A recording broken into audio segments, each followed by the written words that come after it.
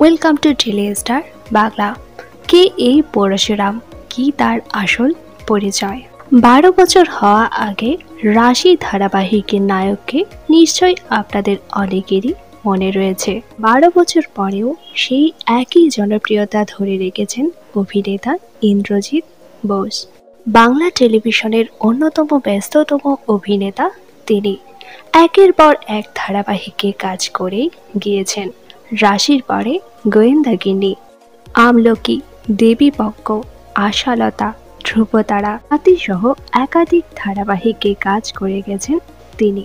পর্দায় স্ত্রী এবং 2 সন্তানের বাবা হলেও বাস্তবে এখনো বিয়ে করেননি তিনি। তবে নিজের প্রেম নিয়ে খুব একটা বেশি কথা না বললেও অনেক দিন ধরেই প্রেম করছেন তিনি। টলিউড অভিনেত্রী সাক্ষী রায়ের সাথে প্রেমের সম্পর্ক রয়েছে তার। এই অভিনেত্রীকে শেষ দেখা গিয়েছিল লাভ বিয়ে আজকাল ধারাবাহিকে অনুষ্কার চরিত্রে।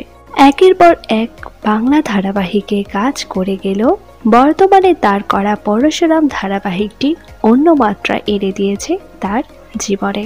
আসলে যে চরিত্রে অভিনয় করেন সেই চরিত্রটাকেই আত্মস্থ করে ফেলেন তিনি জানিয়েছেন তিনি ধারাবাহিকের স্ক্রিপ্ট মুখস্থ করতে পারেন না, সবকিছু বুঝে নিয়ে নিজের মতো করেই সমস্ত কিছু বলেন, আর তার প্রতিফলন দেখা যায় তার চরিত্রে।